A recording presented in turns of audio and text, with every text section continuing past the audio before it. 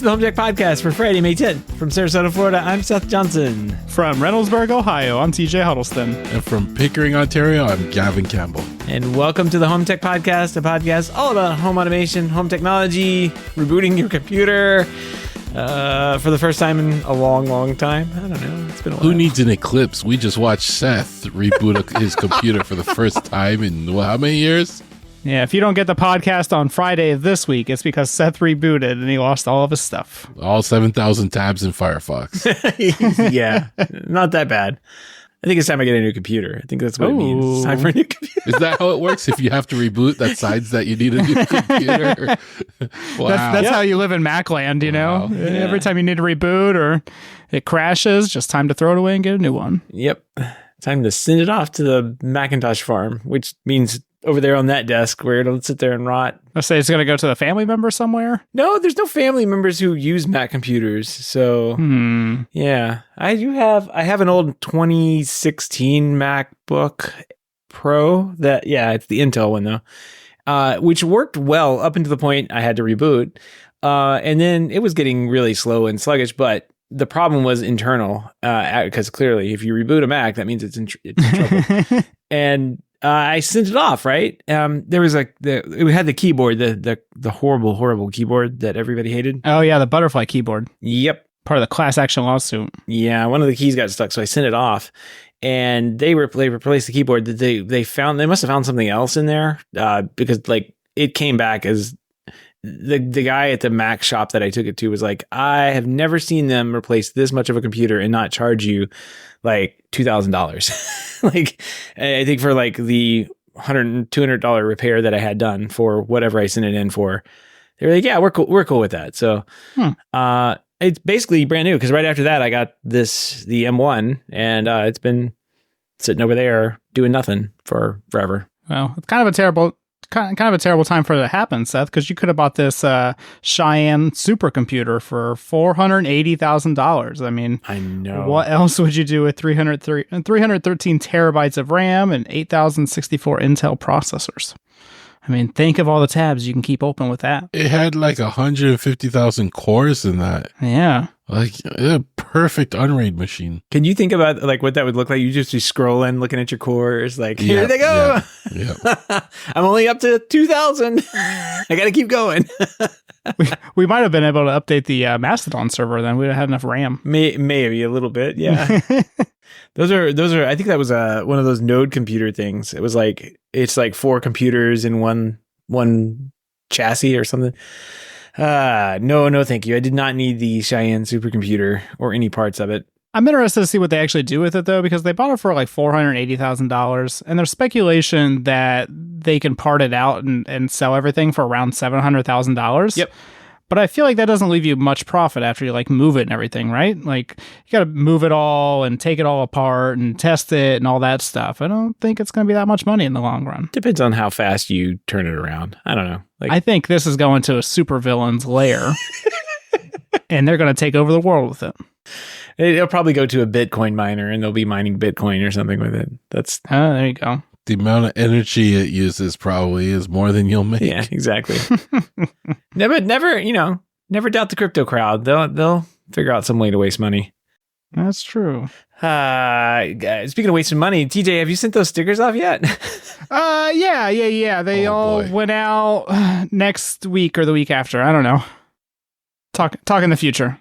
Yeah, I was just about to say they all went out next week. Yeah, well, I'm going to Florida next week to see Seth, so they probably won't go out next week, but maybe the week after. You know, the queue is kind of building up here with the number of You might have to order more stamps. Hey, this is a free sticker. I don't know, like, what do you mean? You know, it's gonna get there when it gets there. Honestly, though, I'm amazed at how many international listeners we have. It's pretty much all the requests we've gotten has been international. Nobody from where were we looking? Was it Jordan? No. Jersey. I keep saying Jordan. Nobody from Jersey yet. And somebody, we already know we have one listener that lives close to Gavin and I part of the time, but there's also another listener that sent us an email that lives kind of close to me too. So that's kind of cool. Who would have thought that I had listeners nearby? Nobody in Florida. It's all old people down near you. It's a podcast. Is that like Joe Rogan? Are you on Spotify? We are on Spotify. Yeah, we actually are. I think we have a few listeners there too. Spotify, YouTube, Mastodon. Ooh. We're where it's at. We're everywhere. Yeah, we're everywhere. I think there's some Apple stuff I need to do to go look. They have a new Apple thing. If you haven't listened to the show in a while or something, then Apple will like unsubscribe you from the podcast. It's really weird. Oh, yeah, that is weird. They've done some weird stuff on the Apple app. So keep that in mind. If you don't listen from any of your podcasts. If you don't listen to us, you're not going to know that anyway. So right, exactly. Well, I mean, it may be like you have a few podcasts in your queue or something, and you notice that they're not getting updates or something like that, and you have some old episodes that you hadn't gotten around to. Apple just unsubscribes you. They're just like, you must not want to hear this anymore, and they just unsubscribe you. It's really weird, and that's why I don't think I've ever used it. Well, when podcasting was like in its infancy, I guess, for the 2 decades before anybody started paying attention to him with money, the Apple podcast app was really horrible, and it didn't really exist for most of that. So we were all using third-party things like Pocket Cast, Overcast. There's a bunch of different ones out there. I think one of those is out of business now. Overcast is still around. If you're listening with the Apple Podcasts and you noticed maybe your quasi favorite podcast is not updating enough, just go check it. It's probably updated, and Apple unsubscribed you for some reason. So fun stuff. Well, speaking of fun stuff, we've got some new products tonight and an update from Sonos. So what do you say we jump into some HomeTech headlines? Let's do it.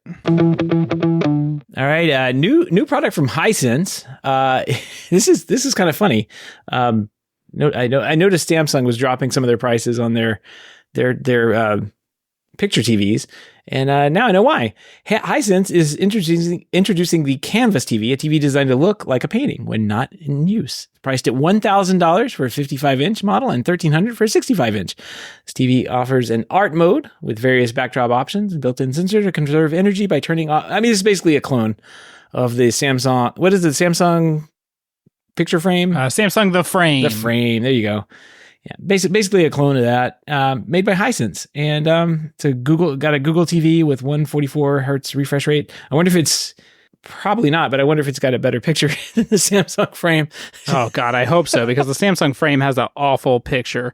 It's always funny. I think there's like a Samsung The Frame subreddit. I think it's just called The Frame, and it's funny how many times people like post in there a week and they're like, "This is an awful TV," and I'm like, "Yeah, nobody buys this TV for the TV guys. Yeah. They buy it because it looks like a picture when it's off, but it truly is an awful looking TV for how much you spend on it.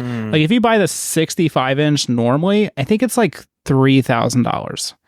And you can get it on sale occasionally for like $2,000, but still $2,000 would buy you a really nice OLED. Well, now you can get that for $1,300, and it could be an awful TV for $1,300. Yeah, but at least it won't be Samsung. You know what I'm really, really interested in? Is this TV Magic Eraser compatible? I was just thinking. I was going to ask the same thing. Because if it's not, how am I going to clean this one? Exactly. I have to use a microfiber. Somebody buy one of these, go down to Five Guys, get a big hamburger, and then start touching this thing and see what you can Magic Eraser it off. Well, I feel like it's only natural for me to do this test. Yes. So if you go to if you go to HomeTech.fm and subscribe via Patreon there, go ahead and just drop $1,000. I'll go buy this TV. We'll find out if it's Magic Eraser compatible. We'll put a TJ Magic Eraser option in on the patron thing, and if anybody... I will film it. And you guys can watch it. I'll even do it live. If somebody wants to donate the full $1,000 all at one shot, I'll do it live. There we go. Oh man, taking one for the team. Magic Racers aside, I am curious what the picture looks like. This Hisense been kind of like, I've seen them at the CEDIA shows. They've been kind of like breaking into more consumer electronics, like higher end than what the Hisense brand typically means. But so I'm curious. Yeah.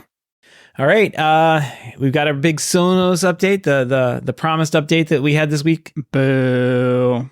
We got a new Sonos app. At least everybody else must have it. I don't have it. I went and checked the update store to look at, and there's no update in there for me. I got it in Canada. So if you go to the actual Sonos app in the App Store, so don't go to like the updates, just type in Sonos and then click on the app. Do you have an update then? Let's take a look. It's like if you were to like act like you're going to go download it. The only reason I asked is because it didn't so they've released 3 updates today altogether, and 2 of them did not show up in the update screen, but they did when I went into the individual app. I was like, update, and I'm like, well, why didn't you show me originally? Oh, it's weird is I clicked on it and now it says it gives me an update. Before it just said open, but I clicked into the app. So yeah, I mean these companies typically do you can do, at least through the App Store now, you can do like a staged rollout. So you can kind of like push it out and see how it happens. Which, as I'm reading here, I probably should have not hit update, I guess. Thanks, TJ. Yeah, I wouldn't do it, but too late. Hopefully you don't use half the features they removed. So they've released their new app with the fresh interface and a new web app. But if you like playing music from a personal library, from your music library, that's it's been reclassified as a source and not directly accessible. You can't search it. There's a bunch of other weird things in there. But I suspect not many people are using a music library anymore and lean heavily on the streaming services that Sonos integrates with. I remember back in the day, when Sonos was first around, you could plug it right into the old iTunes library. You had to have your computer plugged in, and running. And I'd get calls from customers like, "My music's all gone." And it's like, "Was your computer off?" And actually, we threw it away. Yeah, so that happens. Sense. Yeah, it's like, well, all that music in there. That's where it all lived. You are the cloud. Yeah, exactly. No, so some of the features they've removed, and I haven't confirmed all these because I don't use all these features, but I just started using Sonos alarms occasionally, and they removed that. Oh, those are awesome. Yeah, which was pretty nice. I actually liked waking up to some music or something, but that's gone. No more local music playback because they're basically getting rid of the desktop app. They're going to go towards the web player, which I like the web player. You can now access your Sonos remotely, which I think is a great feature because there's some times where, I don't know, for some reason I need to access my Sonos remotely. I need to pause something or I don't know, scare somebody. But you're not going to be able to use NASs with it anymore, I guess. A lot of people are reporting that True Play isn't working. No more clear button on playlist, no more add to queue option, no more surround speaker distance option, and some other things that people use once in a while. And Sonos is like, yep, those are missing. I don't know what to tell you. They might come back eventually. They're like, hey, Sonos, give us headphones. And then you're like, oh, wait, not like that. No.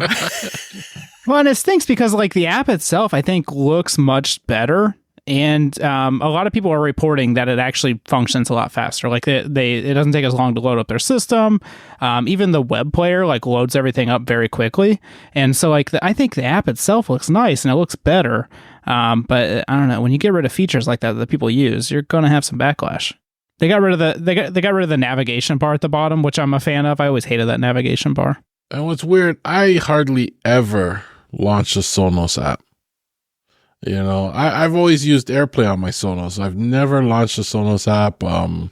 I did when I updated it and it gave me an error screen and then I closed it again and I went on with my day. So maybe it's time just to move on from the Sonos app. I think you're probably running an S1 system or something. You have an S2 system, Gavin? I have an S2 system. All my Sonos, I've upgraded to new Sonos. So all right. I don't know. This is more... It kind of reminds me, if I'm looking at it, as like Spotify-esque, I guess. It has some elements of that in there. I will say that having the little like play pause thing at the bottom, volume control at the bottom, like you swipe up and boom, you can get to your zones, your rooms, or you can tap on the thing and check off rooms. Yeah, super that's nice. super nice. Yeah, thanks for doing that. Yeah, so you don't have to like go to like 5 different navigational areas to control your speakers. Yeah. Well, that's all good. The system settings is very sparse compared to how the old one looked. Yeah, everything's hidden. It's like when Microsoft released Windows 11. It's just like, where's all the settings at? And it's like, oh, it's in the sub menu. You just gotta keep clicking, and you'll get there eventually. Oh yeah, there's a little tiny manage button. If you click that, it's got the stuff, most of the stuff that I'm thinking of. But yeah, the alarms. I use that almost every day when we had Sonos in our retail store. We would have it set up to start playing music channel in the morning, and it would play all day, and you could set it to turn off at like 5 p.m. It would turn it, if the music got off, then it was time to leave. So, well, no more, Seth. No more. Those days are gone. Yeah. I mean, it does seem more music focused, which I kind of like, but It's weird that it has like your services. It's got a big bar for all the things that I like: Apple Music, Pandora, Spotify, whatever this is. I don't know. There's no tag. Oh, Stitcher. Do I have a Stitcher account? What is Stitcher? I've never heard of Stitcher. I think that was an old podcast place. I think they shut down, which is quite funny. Oh yeah, that sounds. Amazon Music and then Sonos Radio. All those services are on here. Yeah, and they finally the little button. I kind of mentioned this earlier, where you have your zones or whatever. It actually looks like a little Sonos player, like a little device or whatever, and one sitting behind it, which is smart because I think in the past it was like some awful icon that didn't represent anything, like a square or something. I don't remember. But this is already better. Good job. I like it. I like it, despite the missing features and things that I don't use. This is a upgrade, and if it launches faster, that's even better. Well, and that's the biggest complaint everybody talks about is like they go to open and I have experienced this too. I have a really good Wi-Fi network at home, but it's like sometimes like, you know, you get a pizza delivered or the FedEx guy throws a package at your house and you go to pause the music and it takes like seemingly like 30 minutes to like pause anything because it just takes forever to load. And so like that's the biggest complaint I see across the board. I don't really use the Sonos app that much at my house, but I use it like every week to set up customer products. Yeah. So I have to deal with it quite a lot. I went, and they did say, well, we'll have to get some feedback on that. They did say that they were optimizing how you configure and set up products, like the workflow of how that goes through. So I'm curious as to what that looks like. I'm not going to go buy any Sonos gear and do that, but let us know whenever you do the next one. All right. Well, moving on here. Well, not moving on too far because when you set up your Sonos headphones, I guess you could probably report back how easy it is because The Verge is knocking them out of the park with these leaks here. Less than a few hours after this app dropped, then we got a nice little like preview. I guess we saw last week we talked about the black headphones. Now they're going to have white headphones. And they're reporting like these headphones are going to have a 30-hour battery life. And guess what they're going to be called? They're going to be called the Sonos Ace or Sonace. Sonoace? I don't know. That might be it because I guess there's a domain name that is sonosace.com that redirects straight to Sonos. And it's all over the packaging. So it's probably going to be the Sonos Ace. If these things exist, I'm still dubious. I don't really know I still don't know what these are for or who they're for. They're literally just for me. They just created these headphones just for me. They listen to the podcast and they're like, yep, that one guy in Ohio, he needs these. I see a use case. You're not alone here, TJ. The only problem is I can't justify the price of these for my use case. Right? Like, I just think they're a little expensive for that. Like, it always says that they will integrate with the Sonos speakers on a TV, so you can you listen to your TV on them. But they're not sure how it interacts with everything else. I can see myself sitting in front of the TV, just transfer to the headphones. I can continue watching TV, without bugging the rest of the house. That I can see, but not for that price tag. Well, yeah, rumored price is $450. So US. Yeah, so $600 Canadian probably. Yes. I'm buying them still. Sorry, Gavin. But you get 30 hours of battery life, which I guess is kind of the same as some of the more like the Bose or Sony's headphones that are kind of similar. That's an impressive battery life, though, because they're running on Wi-Fi, aren't they? Wi-Fi or Bluetooth. So we don't know if 30 hours battery life is Wi-Fi or Bluetooth. Probably Bluetooth. Yeah, I'd imagine it's Bluetooth. Or 2 hours Wi-Fi. Oh, man. Yeah, we'll find out some details soon, I guess. It says here in the Verge article, Sonos is expected to launch the Ace headphones sometime in June. So we'll keep an eye out for those. Well, I'm not buying this. That's a terrible name for them. I think, who is it? Jimmy in the chat said, you don't really care if they look like garbage. Like, you're going to buy them, TJ, after all this complaining. Like, yeah, I posted a picture of them when they got leaked, and I was like, I don't know. I don't really like the looks of them. You've been waiting many years for this. This is one of those products I'm going to buy at Best Buy in case it sucks so I can return it instead of buying it from my distributor. Yeah, we got to just buy these from Best Buy. The Best Buy rental program. It's a good program. That's right.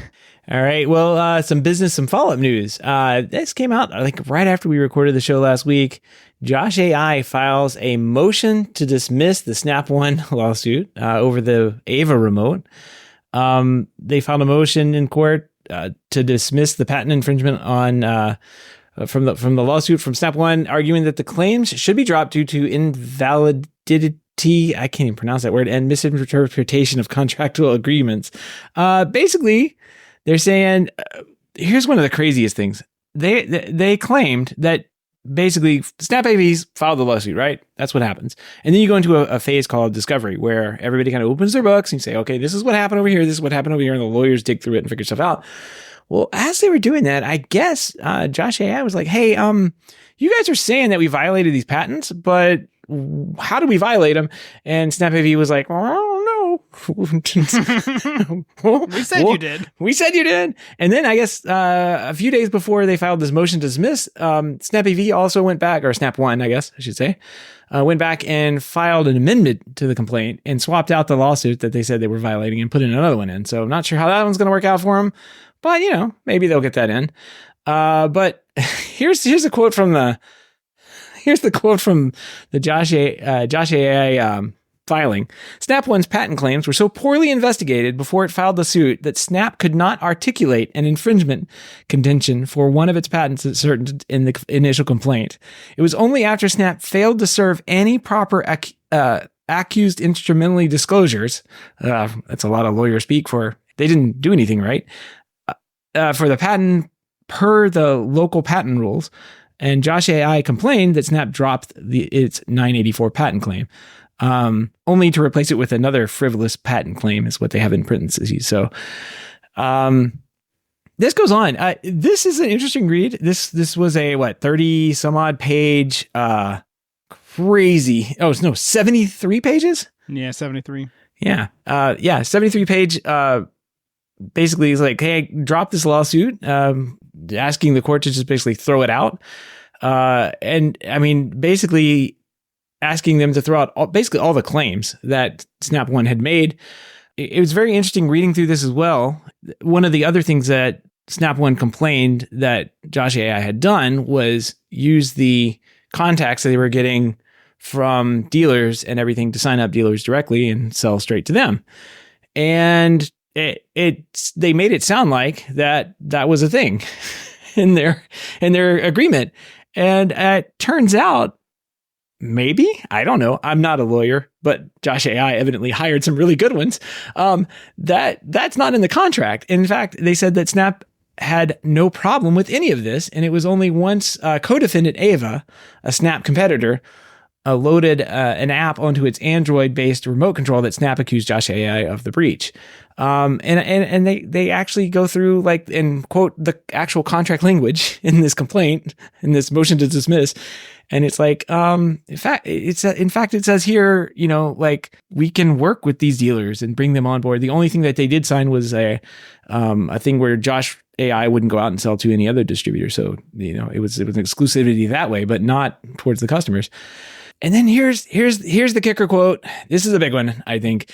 What is clear is that Snap, this is hard, this is funny to read. What is clear is that Snap, never meaningfully profitable itself, cannot abide by lawful competition in the market and is using this court's resources as a way to subdue its competitors. The present motion should be granted, the defective claims dismissed, and the case narrowed so that the parties can focus on resolving the remaining claims. Ouch. Ouch, ouch, ouch, ouch, ouch. The heat on that one. It's felt all the way from Utah to here. That's nasty talk. But the lawyers, they go there. So it sounds like Josh has a pretty good case here, especially after seeing everything that they kind of came back and filed here.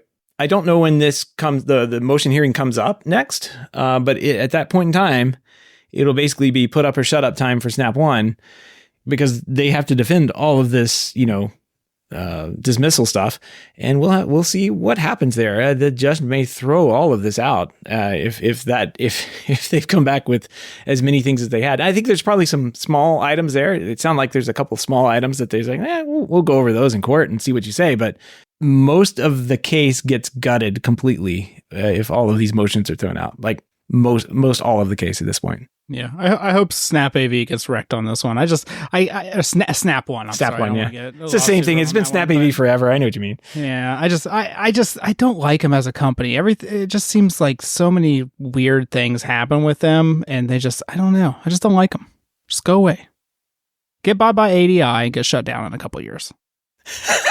Gavin's just sitting there smiling. Yeah, I don't think Snap One is long for the world if they go through ADI, right? Because the brand is gone at that point. No, I mean ADI will keep all of the brands, like the Binary and Sunbright and all that stuff, but I don't see Snap One staying around long term. No, why would it? And I know this is all like pro stuff. You're a pro, speak Gavin. For you guys. I'm not a pro, but I'm just amazed that Seth read this document. All 73. I listened to it on Audible, and I was expecting this to actually come up, right? Like this felt like it was building up, and I was just waiting for this to drop. So, it was a hot drop. Lots of spins. It's going to be next season on Serial. Yes, exactly. Oh, man. You thought Guantanamo Bay was bad. Wow. We'll get a residual. What was the guy's name in Serial? Anand? Oh, yeah. I wonder if he'll be mentioned in here somewhere. He'll be linked to this somehow. Is it Anand Syed or something like that? Yeah. Yes. That was a crazy case. Yeah.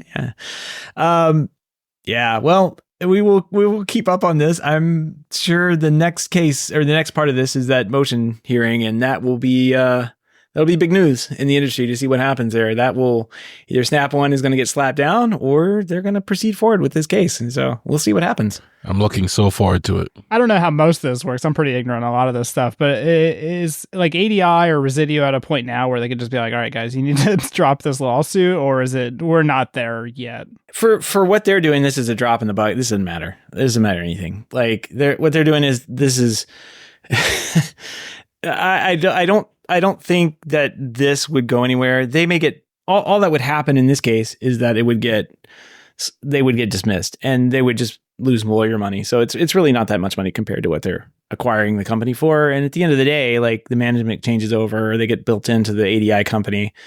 They'll have different roles and responsibilities there. So no, I just wonder if Residio looks at this and they're like, all right, guys, we just need to stop doing this right now. We don't need to do this right now. No. I mean, so that's like one of those things that everybody is like still talking about as far as mergers and acquisitions goes. Like right now, there's a bunch of people that are getting together and trading books back and forth and seeing how like to make this merger happen. There's a bunch of like regulatory stuff that has to happen behind the scenes and lawyer junk.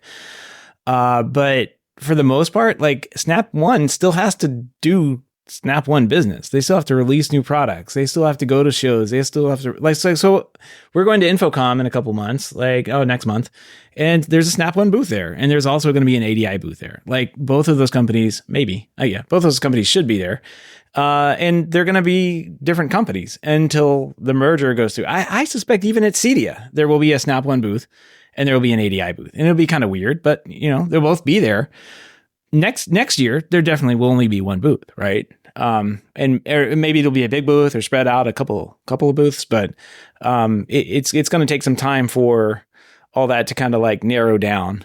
Because the ADI booth, I've never really gone in there, but do they have like a bunch of their Residio stuff up on the walls and everything? Do they show stuff like Snap AV does or Snap One? Well, so I've only accidentally stumbled into the ADI booth while drunk. But I think they had like as TV one does. And, yeah, you don't go in there on purpose, but I think they had like TV mounts and cables and stuff like that on display that you could see, but I don't remember like the specific brands and stuff they had. Yeah. But it probably was all in-house stuff. They're picking up a ton of like big names like Control 4, overseas stuff, all the Luma camera lines. Oh, yeah.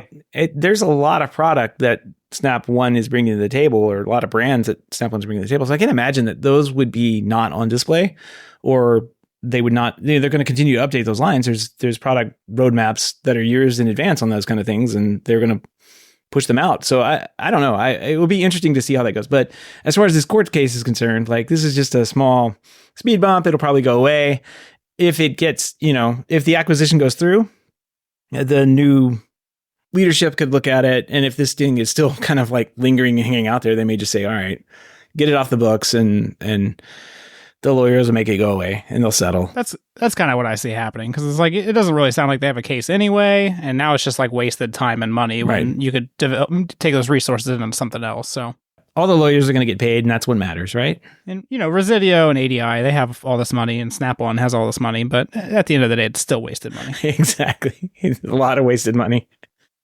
All right. Well, I mean, good advertisement for Josh.ai and the 8 load, though. I mean, like, totally. They've been killing it with their mailers and everything like that. So totally pulled the Streisand effect on this thing. I mean, geez, come on.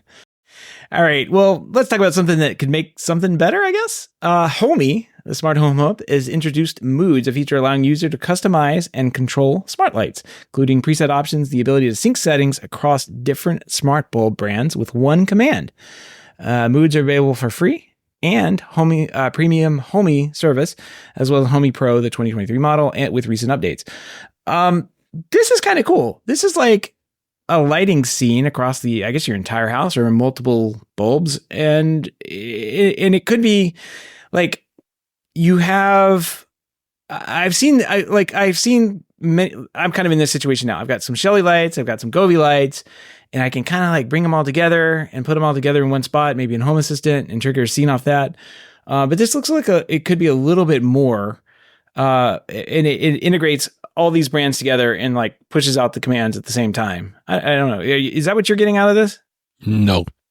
No? It just seems like scenes, but for not nerds. For lighting. For RGB lighting, right? Yeah, because you can do this with like any other. I guess I don't know about any other, but I could do this with Home Assistant with relative ease. And so I guess I just assume everybody else can do it, but that's probably not a safe assumption. It's definitely not a feature maybe it is like in HomeKit. I don't know. It's a good idea, and I don't see why it wouldn't be a thing, but it is kind of weird. Whenever I first read this, I was like, well, that's already a thing. And this article says, it has a little bullet point. It says, isn't this already a thing?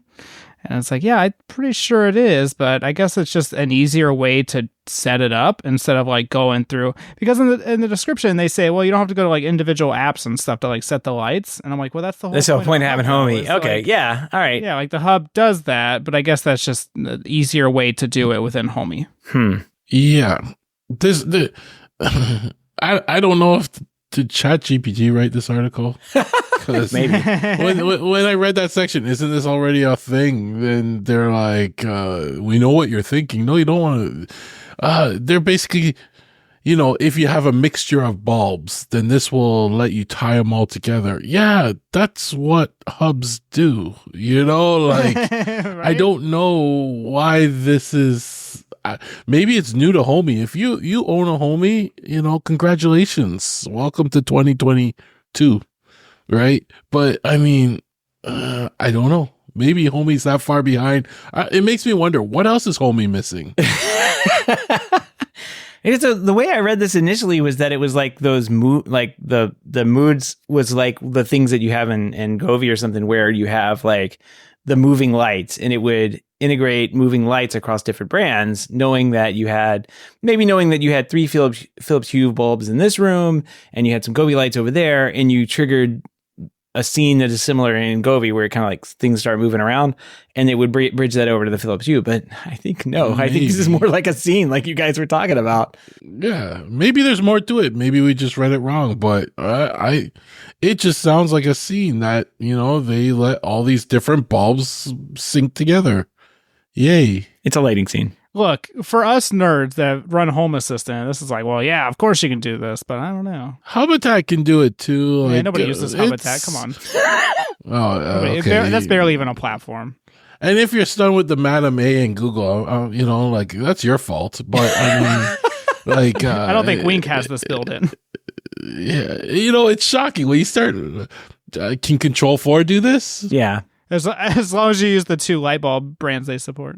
With your Home Assistant integration. Yeah, no. I mean, like, Control 4 can definitely do this across, like, if you had a Wiz Light or you had Philips Hue, you could definitely send it. I mean, you could do exactly this. You can send them all set to the same color or whatever. Mm-hmm. I was thinking this was a one step further, where it brought those, like, moving scenes around to, like, pushed it out based on what it knew about how things were set up in your home. But I guess that's not the case. This is more just like, hey, it's a lighting scene that does RGB. W. Yeah, control your lights at the same time. Bam. We did it, guys. Time to go home. Yeah, Josh could do this. Yeah. You can tell it to, create a scene out of these lights and it'll keep them in sync. So I don't know what it is this is really doing. I don't know. Well, maybe it does make it an easier way. Congratulations. New features on your platform is always a good thing. Congratulations. Enjoy it while you can. Good job, homie. You matter. Wait, never mind. Yeah. Next month, you may be able to sync a light switch with your light bulb too. Who knows? Oh, man. We're going to get Jimmy's going to contact us and tell us why we're wrong about this, right? Yeah, someo's going to blast me. I know. You know what? I'll send you a sticker. One free sticker for you. Oh, we're gonna have to make some good stickers up for that, though.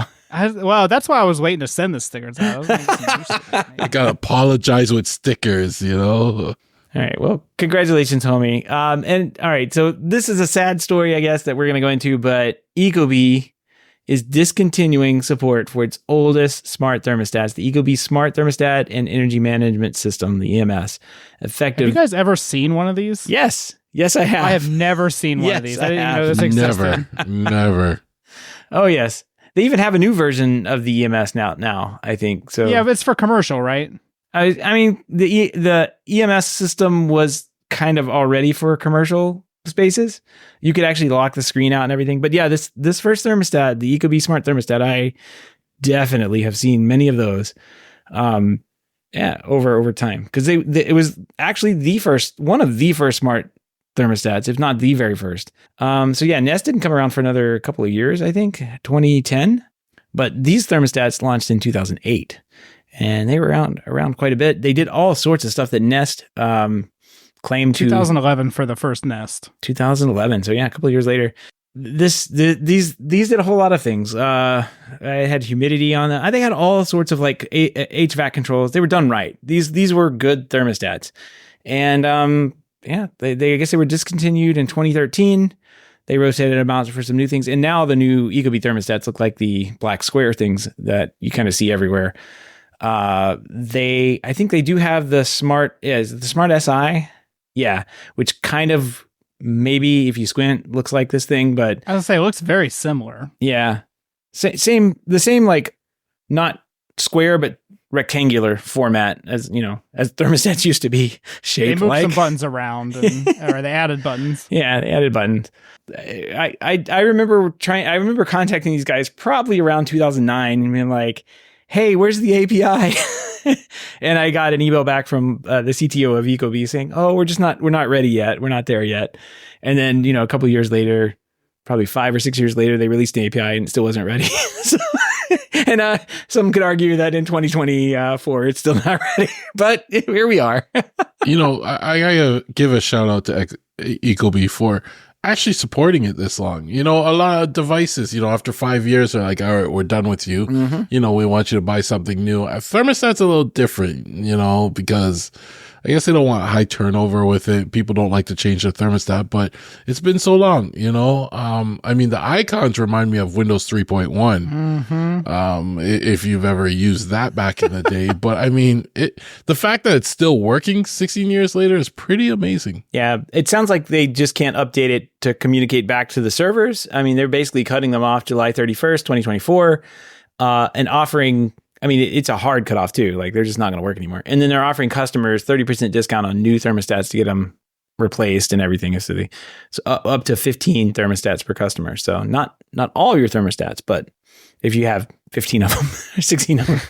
I wonder, all those customers that aren't in the loop that don't know about this happening, if it cuts off, what's going to happen at that point? Will it continue to function as an offline mode? I'm sure it will. It does that. It does everything but the smart stuff. It's not going to connect to a server anymore. They're just basically cutting that completely off. So which is honestly like how they like every smart home company should handle it, right? This is a long-term support for a product. Mm-hmm. It's still going to work locally, so you don't technically have to replace it, and they're giving you a discount to buy a new one. What else could you really ask for? But it would suck to be that IT guy that comes in Monday morning and they're all not working on your monitoring system, or because you weren't paying attention to these announcements. That's right. You got to listen to HomeTech.fm. Exactly. We'll Pass tell it you. along and don't use Apple Podcasts. You can, just make sure you can use Apple. Just make sure you listen to every show, or it'll All the way through. This thermostat is ugly, though. It wasn't the prettiest It makes thermostat. sense. It makes sense that it's like a commercial product, because even like the new one is ugly as well. And it's like that makes sense, because in a commercial environment, you don't want to make it attractive if people want to touch it, If it's just like this white rectangle that looks very old, like you don't want to touch that. Yeah. Stay away from it. It's interesting that I haven't seen the outcry from Reddit about this. So if you look at like the Sonos products that they discontinued in a very similar way, mind you, the Sonos products were made about the same year, right? So 2008, 2009, somewhere in there. The Sonos, was it Connect Amp, came out. Mm-hmm. I think the little touchscreen thing that I loved came out 2010, somewhere in there. A lot of the product that was recently designated S1 or whatever and kind of discontinued, and they offered everybody like 30% or more, I guess, to update if you brick the thing. In this case, I guess they're not bricking them. I thought I read in here that it would still work as just a regular offline thermostat. Yeah, anything that requires internet connection will stop working, basically. So, which makes sense, because there are a lot. Go back to 2008. I mean, that's a year after the first iPhone. Like, the iPhone wasn't even a thing. Like, basically, a few nerds were really excited about their phone that couldn't copy or paste, and they were like, "Yeah, this is the future." And everybody else was like, "No, BlackBerry. I've got buttons. I got BlackBerry Messenger. Yeah, I got my BBM." Go back then and like think about the technology that was out then. The little processors, even the web technology, even the encryption technology to talk from one endpoint to the other, completely changed, if not like completely out of date at this point. Like, I have a computer from that era and it doesn't even get online anymore. So having these devices online, working, continually in service for 16 years? That's a long time. Yeah, there's not many tech companies that keep this kind of stuff alive that long. It's basically Sonos and ecobee at this point that keep releasing updates and supporting stuff even long after they stop selling them. Yeah, very impressive. Just very impressive that they kept it going this long. So yeah, good job, ecobee. It's a Canadian company too, so they're so nice. That's why they're. And of course they issued we're really sorry about this comment. Like, this decision was not taken lightly. It was made based on evolving technology standards and the challenge of supporting older hardware. We recognize the frustration that this may cause and are actively exploring ways to assist affected users. So, I mean, they're trying. Did they say sorry at the end of it? It was more like sorry, I think, is what they say. Sorry. Yeah. It's not a Canadian company anymore.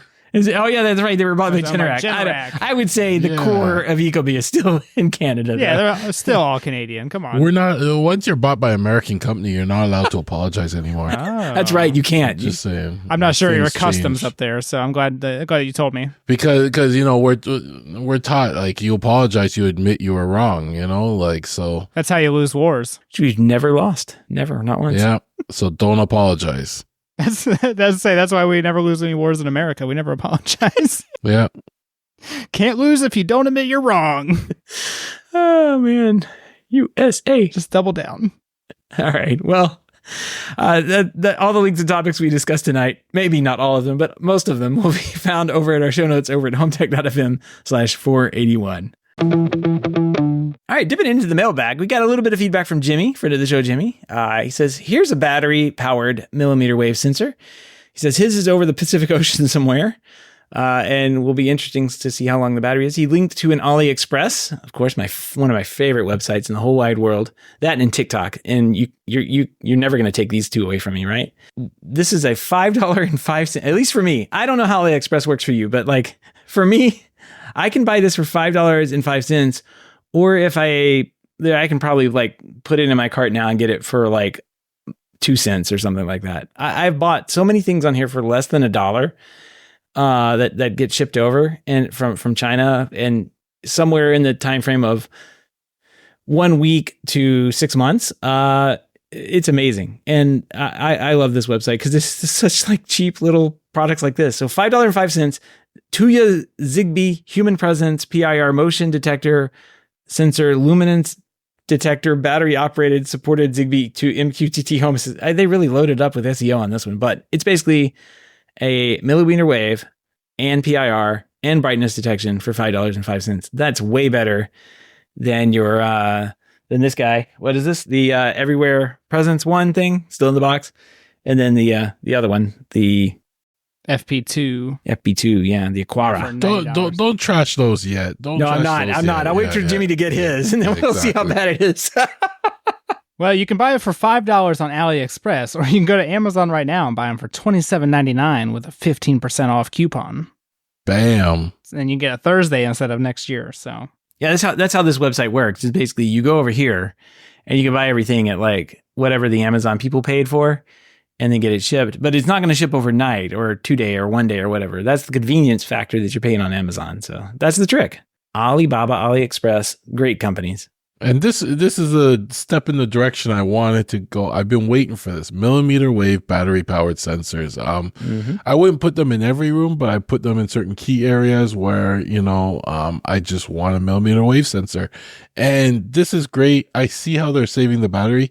They use the PIR to trigger the motion, and after that they use the millimeter wave to continue, to see if the motion, someone's still there, right? And it's a great idea. It would kind of not be good in high traffic areas though, because then the millimeter wave would probably be on for long periods of time. But in infrequently used areas such as your bathroom, depending on how frequently you go to the bathroom, it may be good there, right? Because it's not a lot of traffic in there.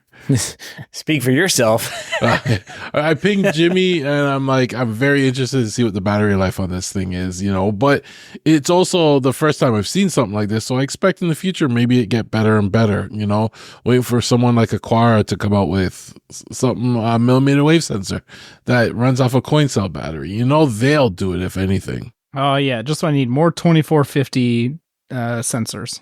At least I standardize my batteries. I'm down to 3 different batteries now. AAA or AA? Let's just make it easy on me, please.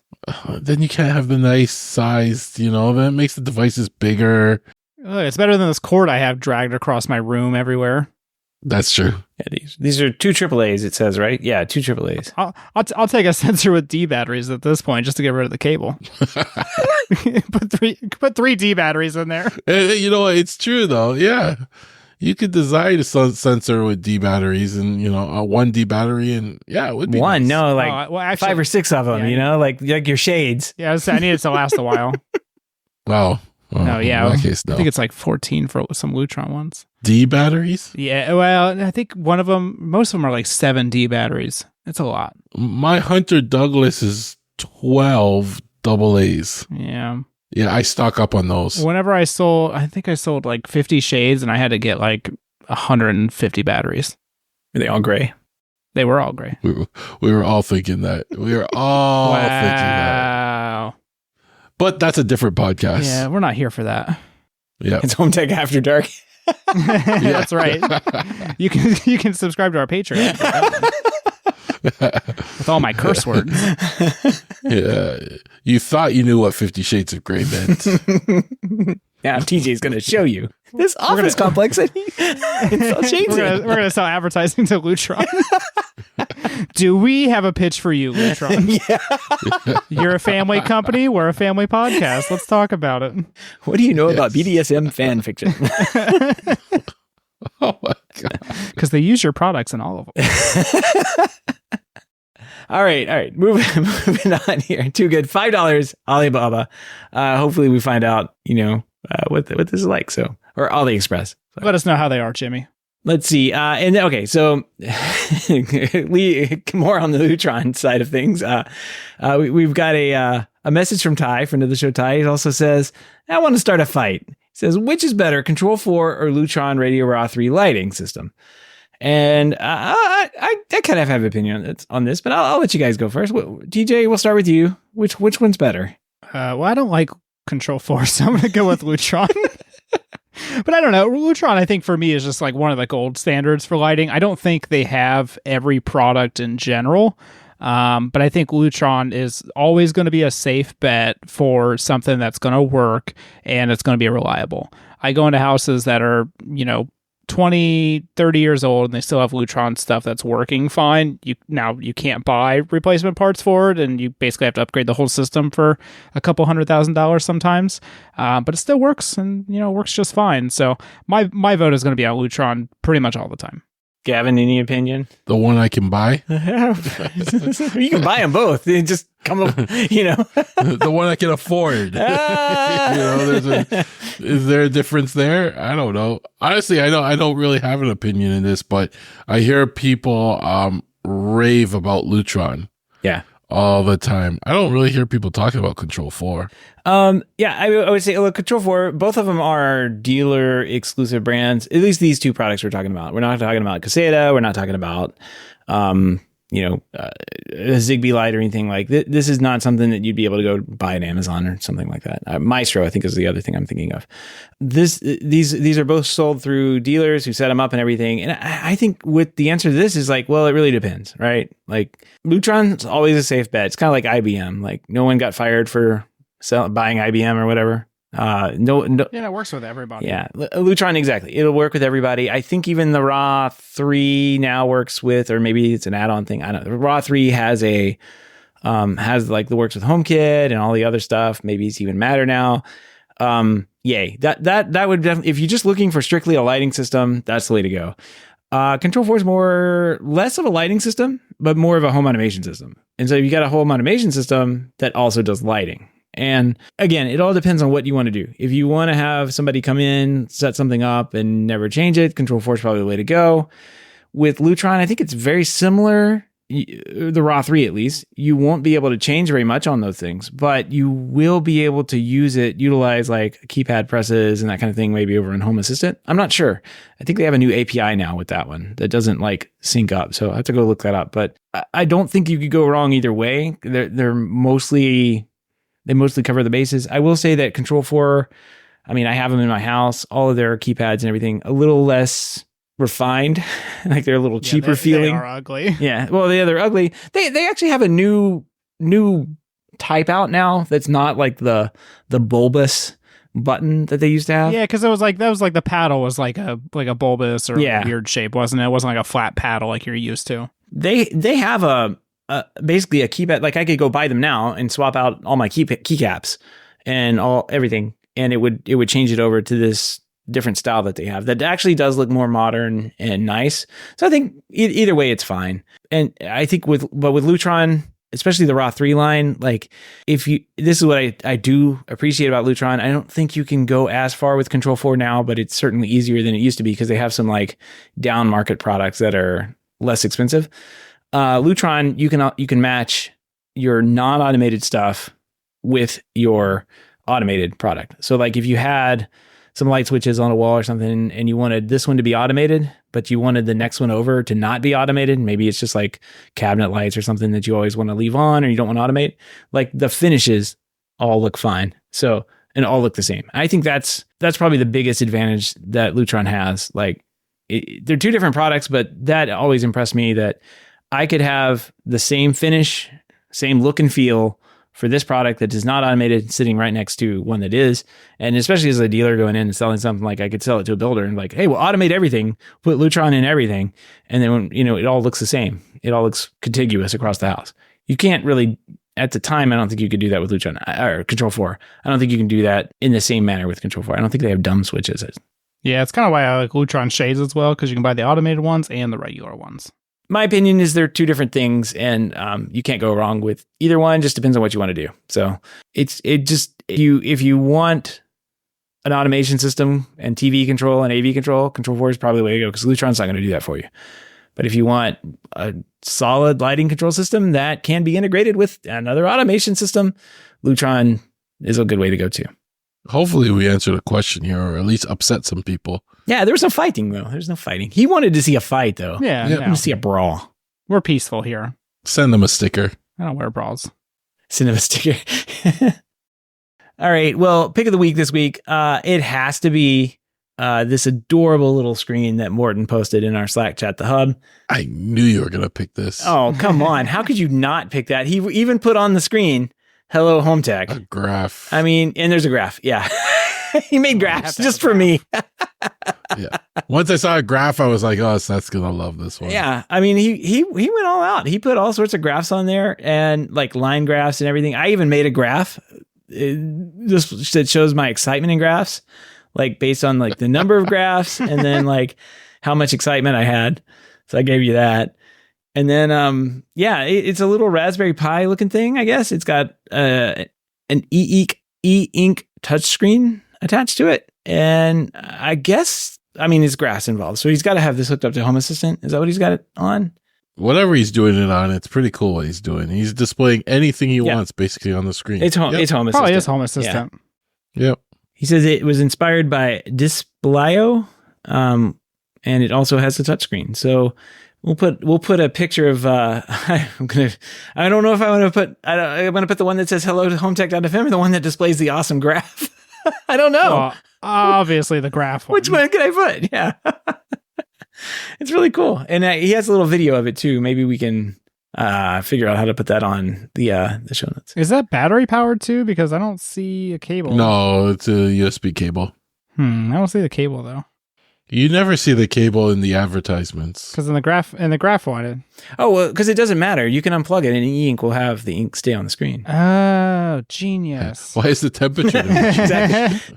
Man, it's so cold in here. Honestly, I have those flare pucks around my house, right? And if they're offline, you don't know that they're offline because the little thing, if you unplug it or whatever, the little thing will always say 70, whatever, 75, 76 or whatever on it. So, yeah. E-ink. Solve that problem, Our products never go offline. They always work. Yep. Yeah, very cool product. Or very cool project, I guess. So, thanks for sharing. Yeah, thanks for sharing, Morton. If you had any feedback, questions, comments, picks of the weeks, projects that you'd like to share, great ideas for a show, give us a shout. Email address is feedback@hometech.fm, or you can visit hometech.fm/feedback and fill out the online form. All right, project updates. Who wants to go first? Me? I don't know. I really didn't do that. I'm still working on my Control 4 assistant. Yeah, driver. Yeah, that's corny. Speaking of Control 4, did you ever change the Facebook group name back? I finally did. Yes, I finally. Nice. Yeah, there were some protests and people said they liked it better that other way, but I'll change it back. It's fine. I started working on a projector driver for just funsies. I bought a $100 projector off of eBay. It's so old it has flash on it. Ooh, it's very, very, very special. And it turns out you can get some pretty good deals on 1080p, older 1080p projectors that are still fine. And especially like DLP projectors or whatever, you just like replace the lamp inside of it if you want. This one had like 700 hours on the lamp, 700 hours, so almost nothing. I think it can go quite a bit more. And it's a big boy. It does 4,000 lumens. So I might keep it. I might donate it to my community center. I don't know. It's $100. There's some fun stuff out there. If you really want to dig through somebody's rummage pile and find like all these educational projectors or whatever for $100, you can. Again, those are always the good ones too, because they're very expensive normally. I mean, if you buy like one of the commercial projectors, they could be tens of thousands of dollars. Yeah, I ran across a one that I know was probably in the neighborhood of $15,000 to $20,000 at the time, maybe 10 years ago. And I saw it for $750. Mm-hmm. I was like, oh, I should get that. It has 2 lamps in it. And I know that those lamps were like very expensive because we replace them quite often. And I was like, maybe I don't want to buy that. It has 2 lamps. I don't want that. I don't know. We'll see what happens. This kind of ups the game for the projection mapping. Oh yeah. It kind of simplifies that operation because then if it's $100 projector, I don't care. I'll stick it out in the yard. It can get wet and sprinklers can get on it. I don't care. Anyway, I kind of stalled out over the weekend. We went out of town, went to the park, so I didn't really get much more done. And we're recording a little earlier this week, so maybe this week I will get back to my projects a little bit more. Probably not, since we have another show to record too. Oh, that's true. That's true. About the time I have to edit this one. You're not going to get anything done. Oh, what a surprise. Oh, shucks. Sorry, guys. Anyway, DJ, what you been up to? Maybe you'll get it edited before I come down to Florida next week. Oh, yeah. Let's not get ahead of ourselves. Yeah, let's not. This is the future. That's crazy talk. Yeah. That's future, so that's problem. Yeah, so this week I've been doing all kinds of stuff. I've been busy, guys. I've got all kinds of stuff going on. So I got finally got my Josh.ai system working with my Nanoleaf. Was a couple weeks ago, Josh actually released the Nimble Dev Suite, which we shortly after found out that it's basically just Home Assistant. I finally got the Nanoleaf integration added. It was super easy to add the lights to Josh. And by super easy, I mean in like technical people terms. Basically what I had to do is I had to go to the Josh.ai website, add an integration, type in the IP address of one of the lights, I had to go to the light and hold the power button down for 5 seconds, and then hit the next button within 30 seconds on my Josh.ai screen, and it added automatically. Jump through these hoops over here. Yeah. See, this is why you need a pro to set up. This is why you need training for this. Because I mean, imagine if they just if it was just like, you just scan this barcode or you we know that works out so well. That's why you need a pro. And what's weird is that that Josh finds like so many other things, but for some reason that part's not like auto found. Like it automatically found my Sonos and my LifeX lights and all this other stuff, my Lutron. But I have to add the integration for Nanoleaf, which I'm not really sure why, but I assume it's because it's running the Home Assistant thing, whatever, in the background. And it just, I don't know, they just haven't added the auto discover thing yet. Some of them, some products don't implement. And that's a Josh thing. That's not a Nanoleaf thing, I don't think. No, Josh looks for discovery, but like Nanoleaf may not have discovery turned on. May not have it enabled. Yeah, I don't know. But yeah, that was kind of weird. But after I got that done, it wasn't that bad. And, in terms of like technical stuff, it's not that bad if you've like set up a Z-Wave or Zigbee device, because sometimes you have to like to reset my LifeX lights, for example, I had to turn the lights on and off 5 times slowly and then wait for them to like flash. So I mean, like all tech products are kind of a pain to set up. So this is kind of whatever. I can control the Nanoleaf lights, from the Josh interface. I can control the brightness, the color, the saturation and stuff like that. I can't, as far as I can tell, control effects though. So if you've set up effects through the Nanoleaf app, I don't see a way to access those with the Josh app. And so you can change some functionality, but you can't really do a lot with it as far as I can tell.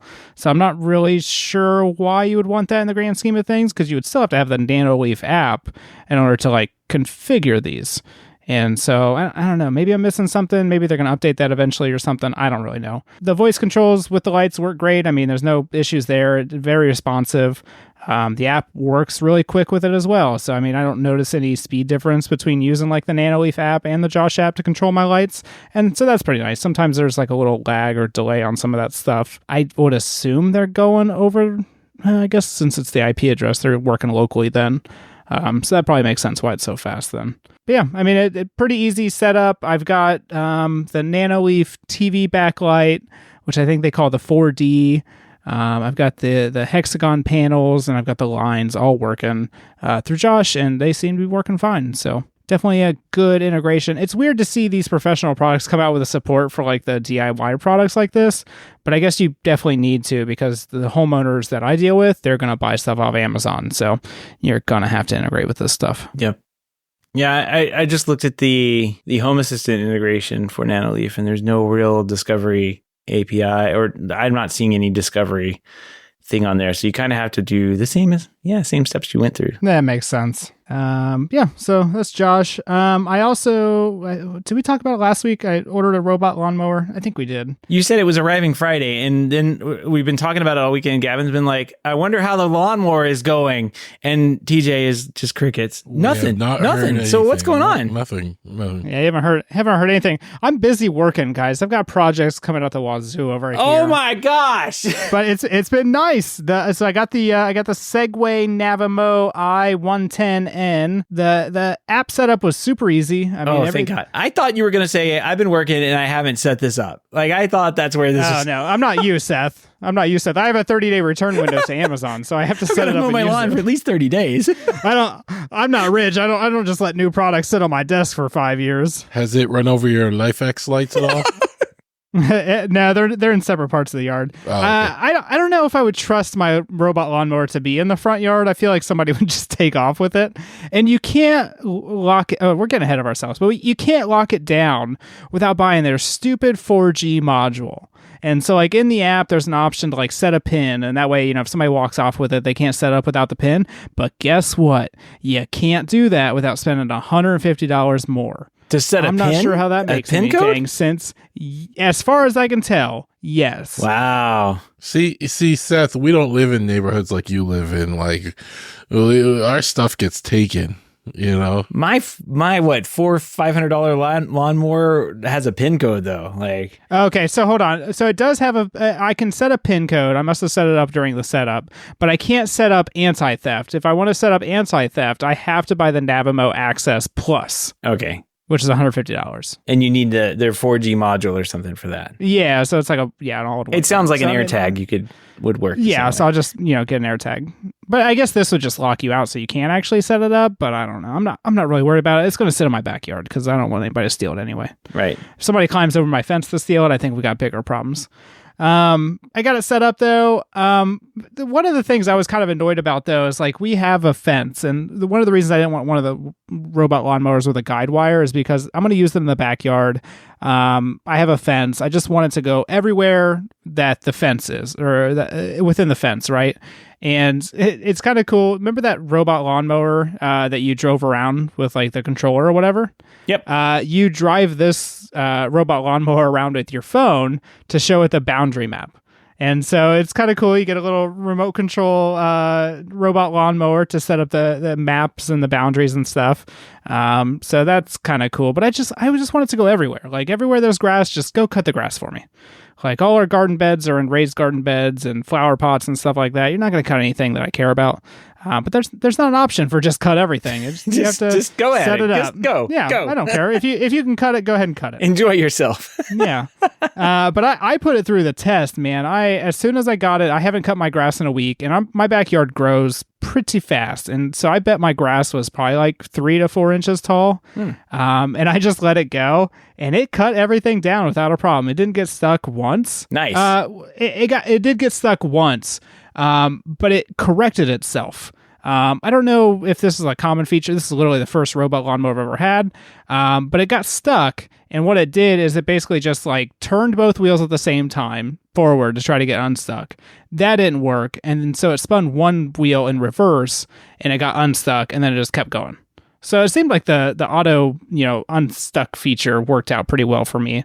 I don't really have any like serious hills or anything, but there's a couple that give it a little bit of problem. But it hasn't got stuck since then. Maybe it knows to avoid that area. Mine's just dumb, and if it was to get stuck, it was like, oh, I ran into something. Let me go the other way. So that's what it does. It's like it just tries to turn around in earnest if the wheels dig down into the dirt or whatever, eventually it realizes that it's stuck too much and it's not going to go anywhere, and it'll beep and die. But like or just turn off, I guess. But yeah, if it runs into something or the action that it has is the same as running into a stationary object. I don't know about yours, Seth, but I didn't realize how tiny the blades are on robot lawnmowers until I got this, and I was like, oh, it's a pretty big machine. I mean, like, I don't know how to describe the size, but it's a pretty hefty piece of equipment, the robot lawnmower itself. And I like flipped it over when I got it. I flipped it over. I was like, oh, let's look at the blades. And it's like 4 half razor blades. Yeah. Like they're like super tiny. I don't even know how they cut grass. Honestly, they're so small. But they work. So they're not a giant blade, but yeah, it's a little tiny. I just assumed they would be a little bit bigger. I assumed it would have multiples, but I don't know. I don't know. I was picturing something different.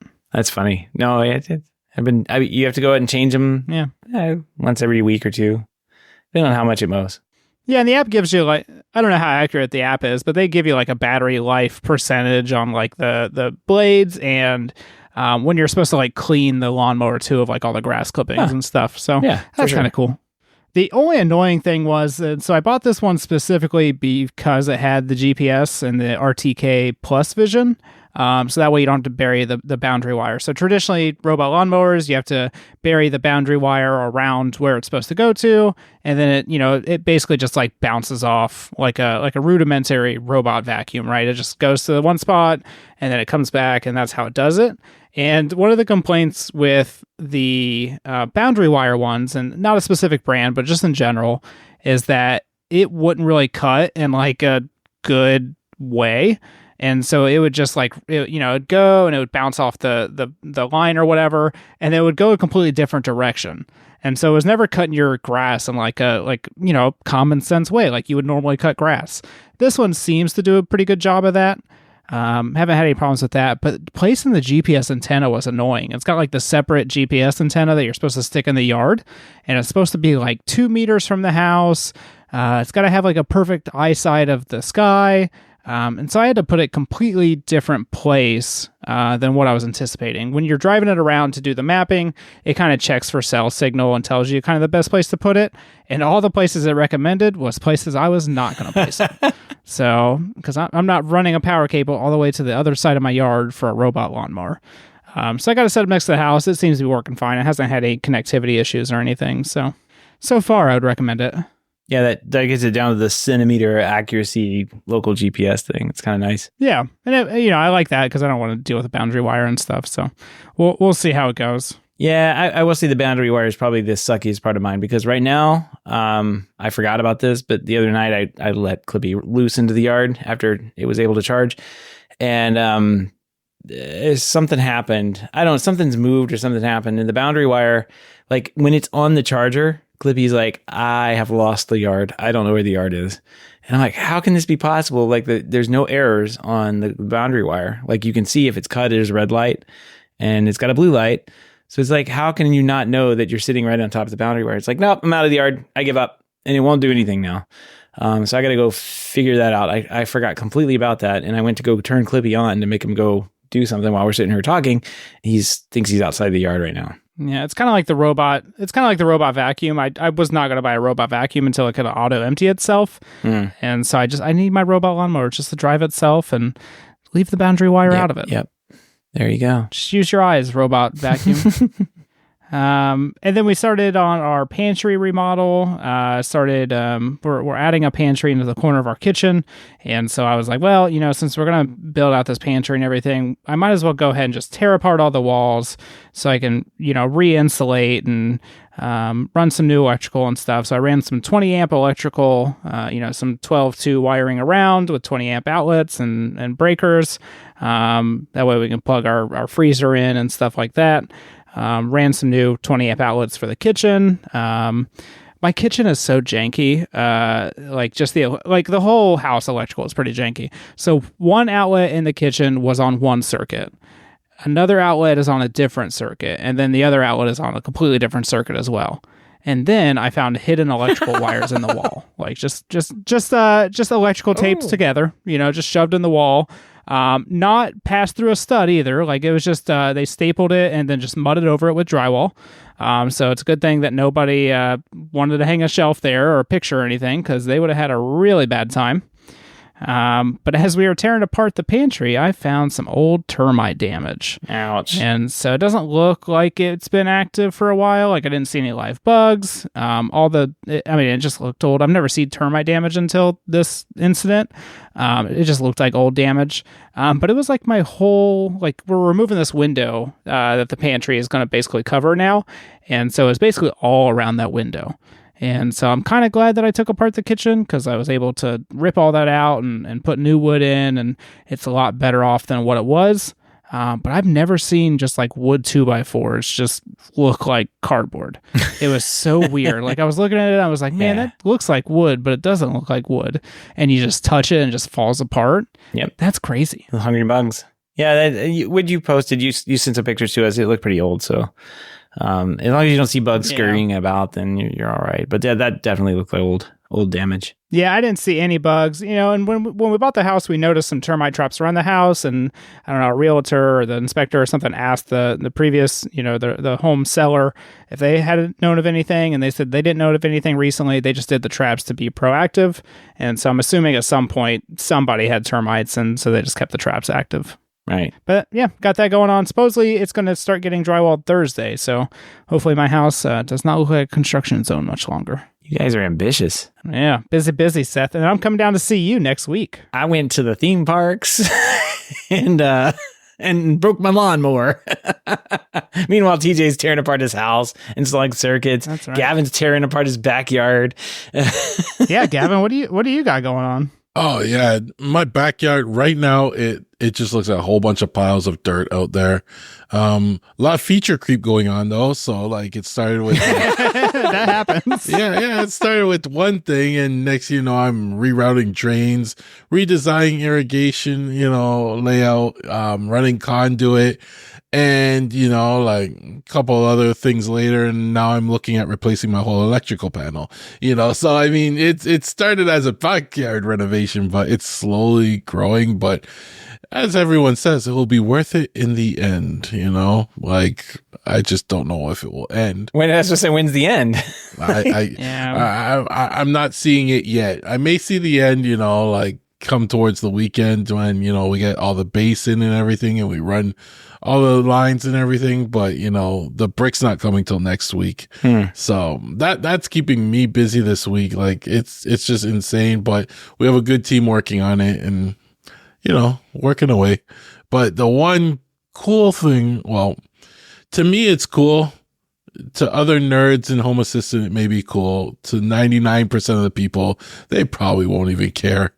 But I saw something in one application, and one integration in Home Assistant. I was like, hey, this integration created custom filters that you can use in templates. I was like, that's really cool, because then I could create my own filters and use them in my templates however I want. And so I went and I tore it apart, and it was actually Frank from the Home Assistant team. He made the Spook one that I saw the code in. So I kind of went through his code, kind of learned how he did it, picked it apart, and kind of created my own integration from that. And now I have it set up in a way that I can create my own templates, my own filters in templates. And that to me is cool because it opens up a whole nother world of possibilities. But, like, what would you do with this? Like, specifically. Yeah, this sounds way too nerdy for me. Yeah, it's like, well, if you're a fan of filters, like you a can coffee create filter? like they would have filters. No, like when you create templates, like in my case, I use a lot of templating for my dashboards to auto generate dashboards, right? Using you could use filters, you could use labels, but my dashboards are auto generated. And the two filters I added, were like when they added floors, they didn't have like a floors entities filter, which would give me like all the entities on a floor. They have like an area entities. oh, okay. So yeah. in my logic, in programming speak, you always had to do the hard way and say, for each area in this floor, give me the list of entities, let me put it all together, blah, blah, blah. But now I simplify a lot of my logic by just saying, give me all the entities on this floor. And it does it all, and that's Right. my own custom filter in all that logic, simplifies my code, makes me, that's just the beginning. I don't know what else other trouble I can get into with this, but I'm definitely at one point going to say, get myself in trouble, I think, and probably have to rebuild my Home Assistant. So I take backups often. Yeah, that's one thing I have noticed when tinkering with the Home Assistant API. It's like you ask for your entities or your services or whatever, and it's almost like a flat thing it gives back to you. It's like here's all of it, and it's like now you got to filter through it. So okay, I get it. That makes sense. Yeah, it's when you're doing a lot of templates and stuff like that. This will come in powerful because if I'm like, why don't they have a filter that does this? Instead of like, have to beg somebody and really beg somebody and justify why he needs it. Just create your own. I could just create my own now. Skip that whole process. And to me, again, 1% of the people out there may even care about this, but it opened up a world to me now. Cool. No, that does. I mean, it's nice. It sounds nice.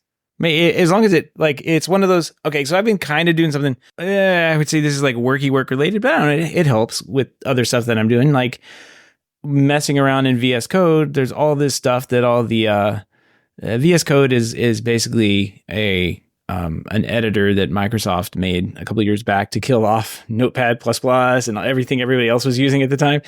And it's actually pretty good. But they have all these like little integrations and these configuration files you can throw into your projects that make it work and act differently. And I've just started to like, okay, I need to do something. And how do I do that? it turns out I need to make these little configuration files, which help. It helps like speed up your development process over time, and all the actual developer nerd people are into that kind of stuff. And I'm just kind of like, I'll just open up a text file and start editing, right? But yeah, anything that you can do to help yourself free up time and I mean, instead of wasting time going through and making those filters on every single time you have to make a code, like that's just something that slows your brain down. And they're like, the creative part of doing this is like gone because it's a slog. So yeah, I totally get it. Like, that's awesome. So that's one for my geeks out there, for my nerds. Yep. It's not something I'll ever release or publish, but it's like, it just, again, shows the power of Home Assistant. Anything's powerful if you just figure it out. All right, well, that does sound cool, Gavin. So, but I think that's going to wrap up news this week. We do want to give a big thank you for everyone who supports the show, but especially those who are able to financially support the show through our Patreon page. If you don't know about the Patreon page, head on over to HomeTech.fm/support to learn how you can support HomeTech for as little as $1 a month. Any pledge over $5 a month gets you a big shout out on the show, but every pledge gets you an invite to our private Slack chat, The Hub, where you and other supporters of the show can gather every day and check out really cool projects that people are putting together. Little tiny, beautiful screens with graphs. They're so beautiful. All right. If you want to help out but can't support financially, just appreciate a 5-star review on iTunes or positive rating in the podcast app of your choice. That's going to wrap up another week here on HomeTech. Everybody have a great weekend, and we will see you next week. Take care. Till next time.